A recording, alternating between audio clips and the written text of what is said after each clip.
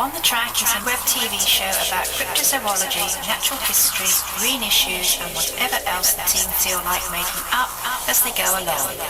Enjoy!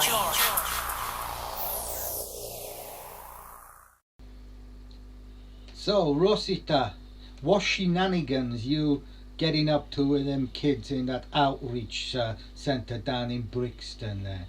Oh, Ken, we have loads of fun this week. I just love being the youth outreach worker for the Brixton place. It's great fun.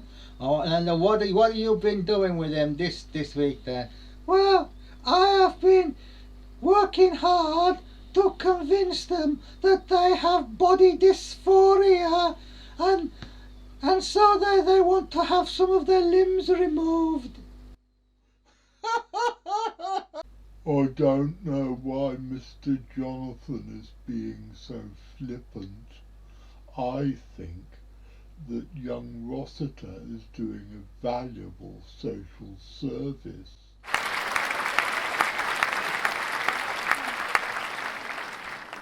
I really like the old credits.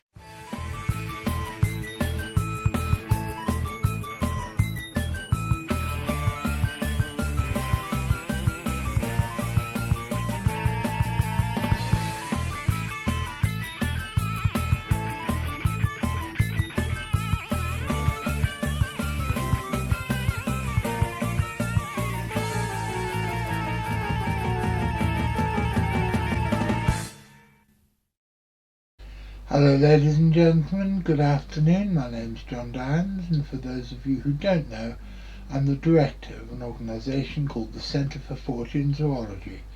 And every Saturday and Wednesday afternoon I bring you a miscellany or a potpourri of hard science, weird shit and surreality. And I'm not going to make the joke about you don't know what surreality is to cop a load of this, because if you don't know by now what surreality is, then really it means you haven't been watching the show long enough. So I would go back and have a look at some of our previous episodes. This week I have been hoisted by my own petard in a way, because as you know, we film several weeks in advance, and this week we've been overtaken by events. When we were last mentioning the subject, and this was several weeks ago, we were still being flippant about the possibility of the Russians invading Ukraine. Well, as you all know now, this has happened. I'm speaking to you. I'm filming this on Sunday the 27th of February, and all sorts of horrors have been going down, and no doubt by the time you guys see this show all sorts more horrors will have happened. Hopefully the ultimate horrors will have been left behind in the horror closet. As you can see, we've got Carl back in the studio today. He has toothache, so just wave to the boys and girls, Carl. And you'll see that Archie is wearing a very smart, what looks like a jacket and trousers.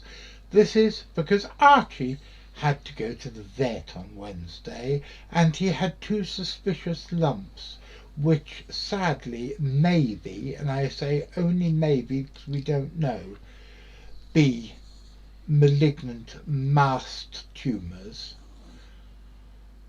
removed from his chest, and he also had a couple of teeth out, so he's feeling a bit sorry for himself, and he's wearing that smart navy blue dog jacket and trousers to stop him chewing at his wounds.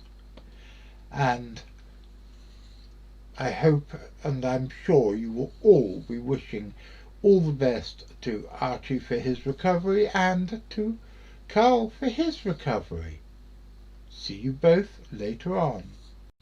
Now, a quick warning, these bits and bobs on my jumper that make it look like I'm a particularly untidy eater are not actually what they look like. Yes, I am a particularly untidy eater, but most of this is debris and hairs from Archie.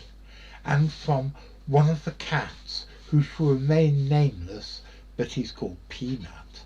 So, if you look at me and I'm covered in all this stuff, it's not my fault, honest.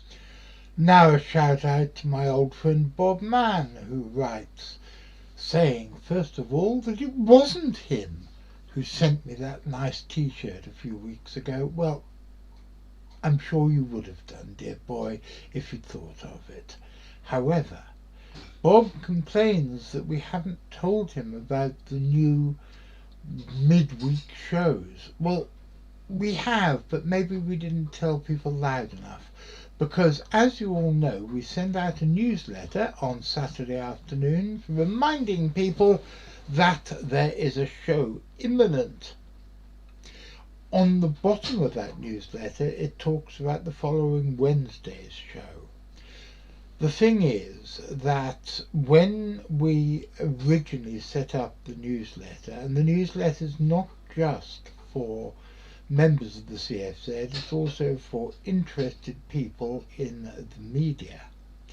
We said that there was only about one newsletter a month unless something smashing happened. Well, that then went up to 5 a month, as we did one newsletter every weekend. And I thought that if we do 2 newsletters a week as well as the main monthly newsletter, bringing it up that 1 a month becomes 9 a month, or even 11 a month, that is gilding the lily somewhat. So, ladies and gentlemen, you can always find out the details of the next Wednesday show in the Saturday newsletter, and you can also find it by going to the CFZ on the Track website YouTube channel. I keep on forgetting that it's no longer called CFZ TV. I'm not quite sure why we changed it, but it makes no difference to me. And CFZ TV, if you put that into the new YouTube search engine, it'll still come up with the same channel. I hope this sorts things out for people. If not, if people would really like to have a newsletter on Wednesdays, let me know in the comments and we will see what we can do.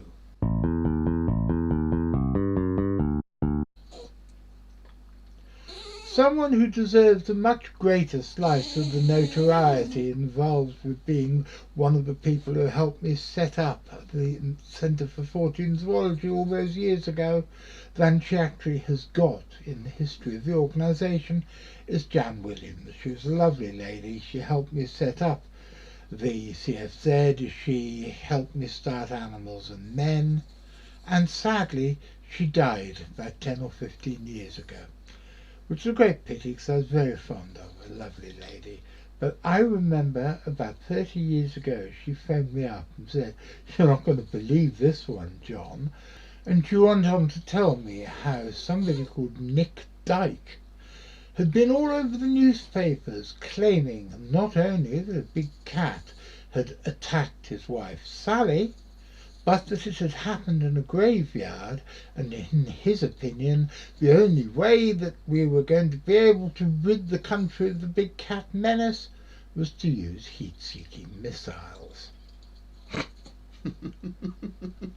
Honestly, I haven't made this one up. It's me a cow giggling in the background.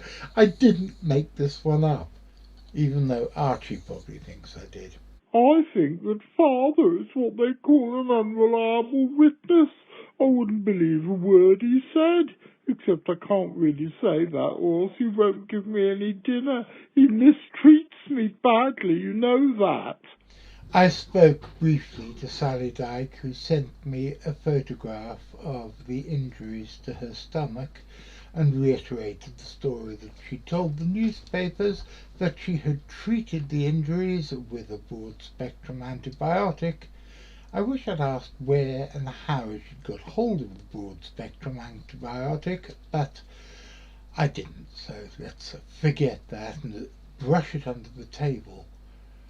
I always meant to go to Inkberrow and investigate the story for myself, but I never did.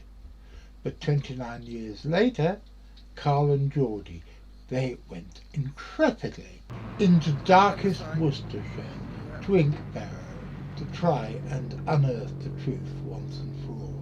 Okay, we're here in Inkberrow churchyard. This is the location where Sally and Nick Dyke had their alleged encounter in the early 1990s. It was said to have been an attack. Sally got badly wounded. She had nasty marks on her ribs. It's always been a bit debatable really, but we're here anyway today. This is most likely the location, going by what we can see from the area.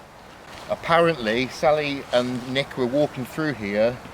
Now, believe it or not, Nick apparently put his foot on the animal, which seems a bit unbelievable to me, but anyway, apparently scared the animal ran towards these trees, got sort of caught up and came running back and hit Sally and gashed her on the side like we've all seen in the famous video. Now this is a very Fortean thing. Come on, look at this. Right.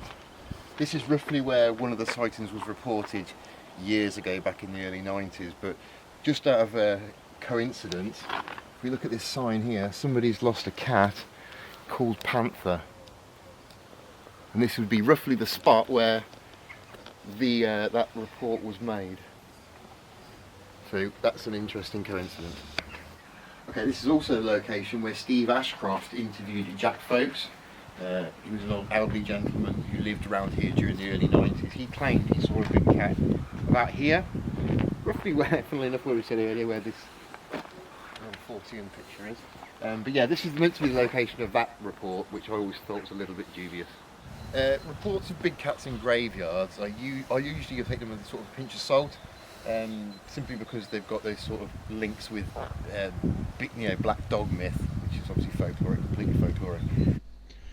So Carl, in terms of the ecology of the place, how does Inkberrow churchyard bear up as a potential habitat for a big cat, even if it's only passing through?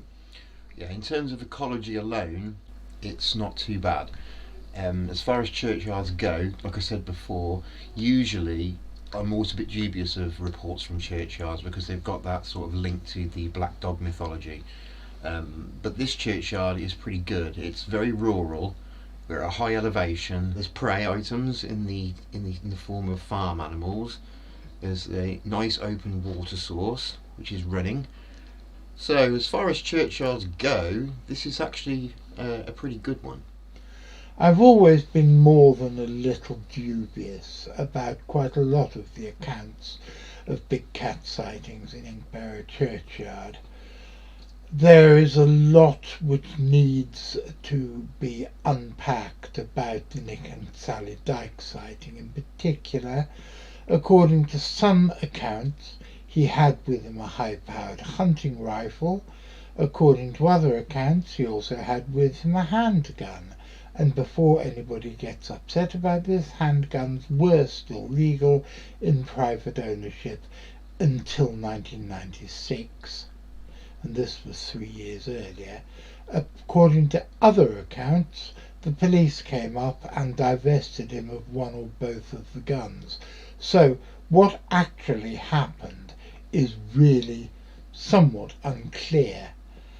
Somewhere along the line, I'd like somebody to go and see if they can find Nick and or Sally Dyke and see if we can do an interview with them so they can put their side of the story. It'd be interesting to hear how it stands up 30 years on. The Atlas Mountains in Morocco are allegedly home to several cryptids. We mentioned the Atlas bear the other day, a small subspecies, the smallest subspecies, in fact, of Ursus arctos, the brown bear, which until sometime last century did exist in the Atlas Mountains and probably no longer does.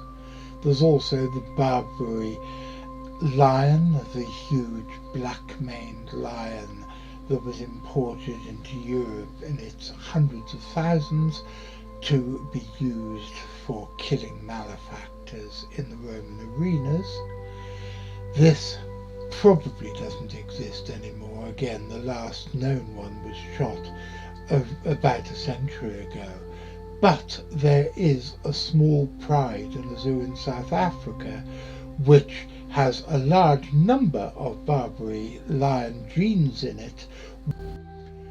So, Carl, what is this all about? Tell me. So, back in 2007, 2008, me and my girlfriend at the time decided we would travel around North Africa. And while we were in Morocco, in the Atlas Mountains, in an area that we were told was called the Little Sahara, we went out and saw the Berbers. We went out and had some food with them in their bivouac and had something to drink. And whilst we were there, I was outside having a natter, and my girlfriend at the time was inside, and we saw this pack of dogs that were behaving in a very peculiar way. Basically, they were sort of travelling left to right across the landscape in front of us, and they were sort of spiralling as a group, as if they were hunting something below the sand. I'd never seen anything like that before. I'd never heard of any behaviour like that before, and we were told by the Berber that they were called Adjule. I hadn't heard of Adjule before. When I came home, I checked it out, and it turns out that the idea is they're supposed to be surviving populations of African wild dogs living in Morocco. The observation was from a long distance. I would say it was probably about the length of a football field away, so we couldn't see details of them very well. And if it hadn't been for their bizarre behaviour, I would have just assumed that they were a pack of feral dogs. But they were behaving in such a peculiar way, and as far as I know, we don't know anything really about the behaviour of the Adjule. So this is quite possible. It's quite possible that that's what this was, and that's what I saw. The Adjule is a remarkably little known cryptid. In fact, like I said earlier, it's so little known I'd never heard of it until Carl brought the subject up the other day. But if it is a surviving population of the African hunting dog, which in my day was called the Cape hunting dog, if it was a surviving population of those, there is some remarkably good supporting evidence for them. If you look at this distribution map, you can see that they are confined to the bottom half of the African continent, and not even there. But there is one sighting alone, one report of them from the bottom east, the southeast of Algeria, which does place an isolated population into North Africa, and where there is one isolated population, there may well be others. There is also a very, very sketchy report from the early 1960s in Mauritania, which was an anecdotal report collected sometime in the 1990s.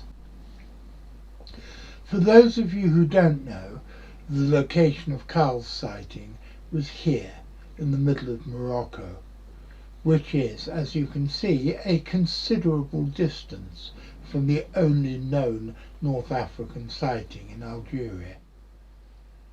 We don't actually know about the prehistoric distribution of the African hunting dog because it is so little known and there are so few fossils of them.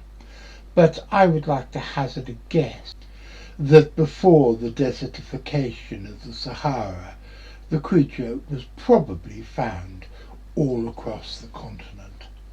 And so, are we looking at a relict population left over from the days before the Sahara was a desert?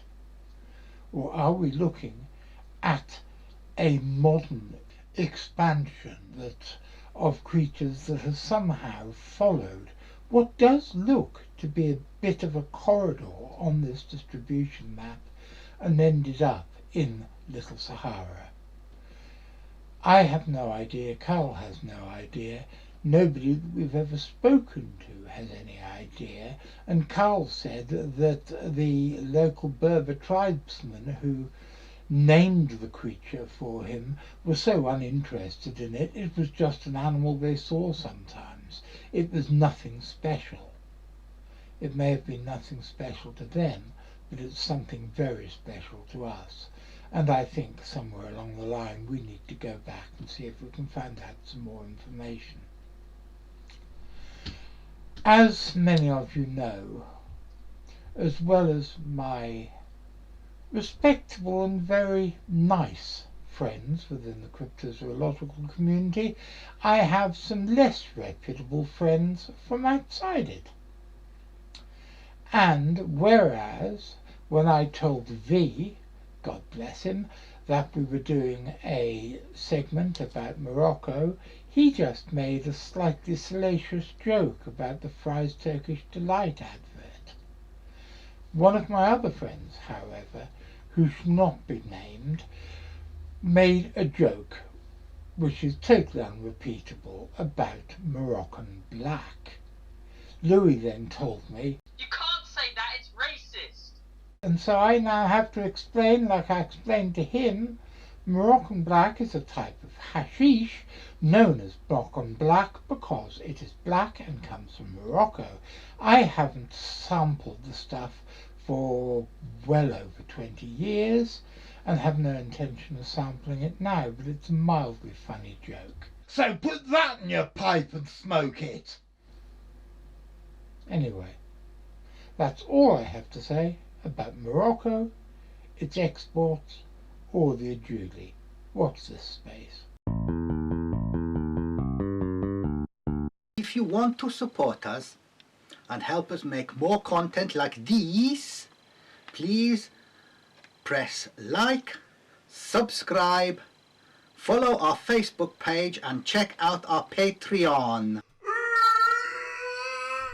And as the ghost of Joe Strummer, who's an ever more regular visitor to my little studio, wants me to remind you, always press the notification bell.